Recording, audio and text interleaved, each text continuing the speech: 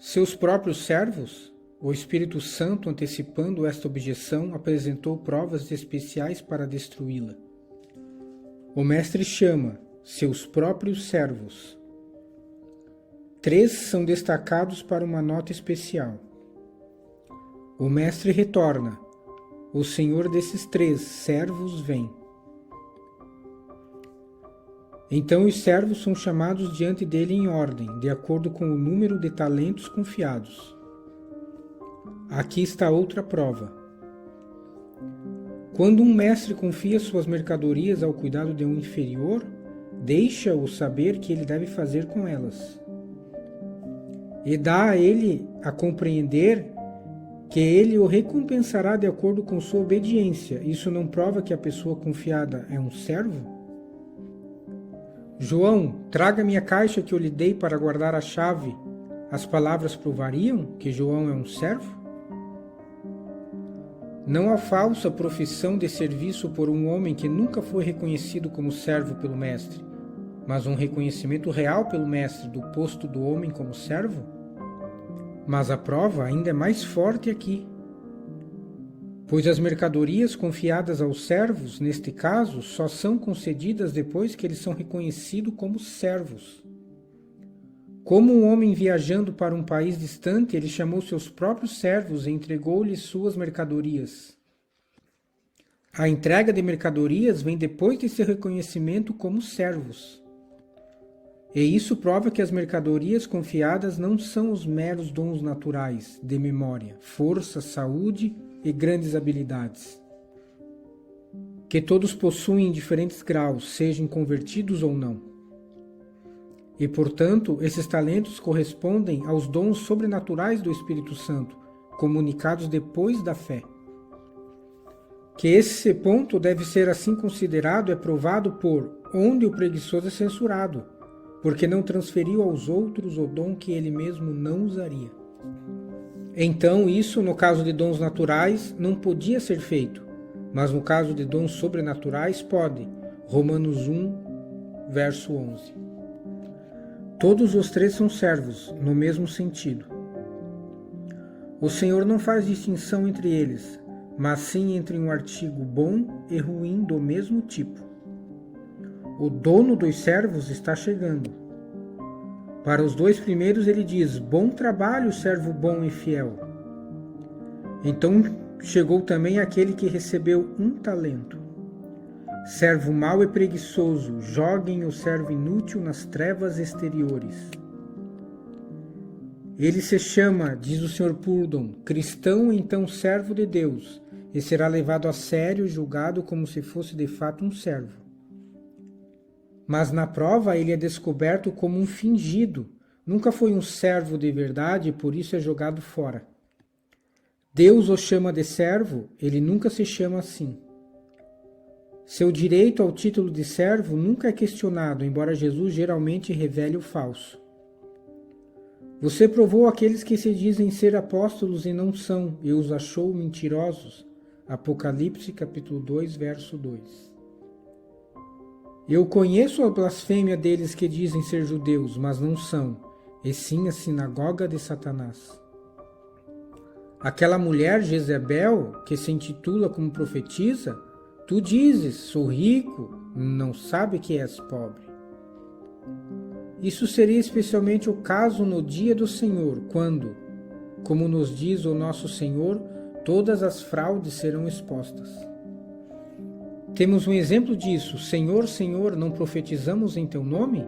Nunca vos conheci. Apartai-vos de mim, vós que praticam a iniquidade. Onde diz que esse servo é um fingido? Onde diz que ele é expulso porque na verdade não é servo? Isso é o oposto do texto.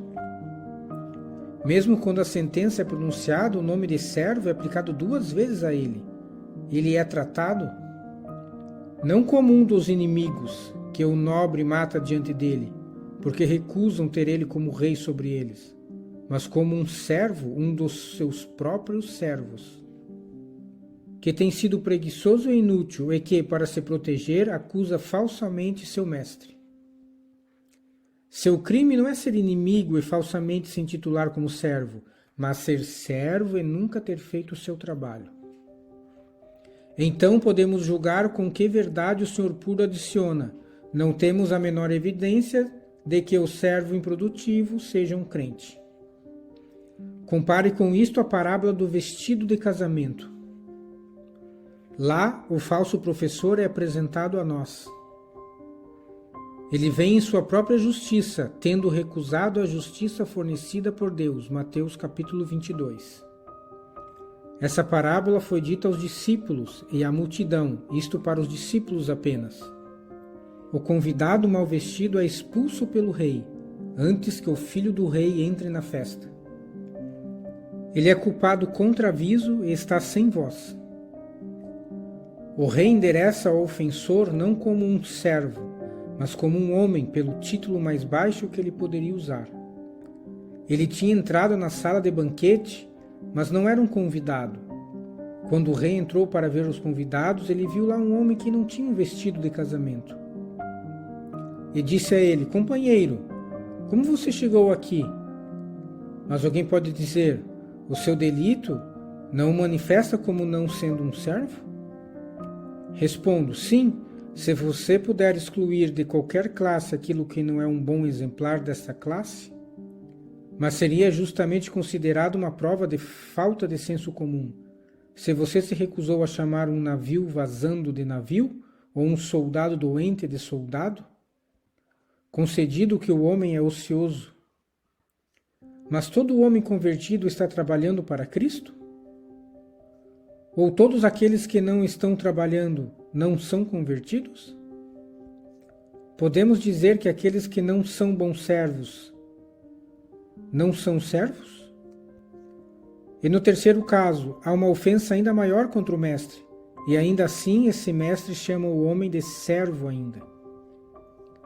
Eu coloco essa objeção, não porque o Sr. Purdon pudesse fazê-la com alguma boa graça, mas porque outros poderiam e, sem dúvida, insistiriam nisso. Pois o Sr. Purdon já concedeu princípios que, bem ponderados, decidirão este caso. Ele admite, não, ele mesmo ensina que Jesus, ao vir, julgará os crentes de acordo com suas obras. Que onde alguma das dizeres de Nosso Senhor é endereçada a discípulos, elas se aplicam aos crentes. E toda a profecia no Monte das Oliveiras foi dirigida a discípulos. Mateus capítulo 24, do 1 ao 3. Nenhum não discípulo estava presente na ocasião. Sr. Purdon concorda também que há grandes variedades de falhas abertas e pecados por parte dos crentes, pecados bem maiores do que aparecem no servo de um talento. Alguns são autoindulgentes, e esse era o traço desse servo, ele era preguiçoso. O Sr. Purdon também ensina que a morte não destrói o mau temperamento que há muito tempo reside no crente. E, consequentemente, aquele que era preguiçoso enquanto o mestre estava longe, ainda é preguiçoso ao seu retorno. E vimos que Jesus reconhece o homem como servo, mesmo quando sua sentença é passada. O efeito daquela sentença, então, é a perda, não da salvação, mas da recompensa durante um tempo definido. O dia de justiça de 1000 anos, enquanto os homens estiverem destinados a comer o fruto de suas próprias ações.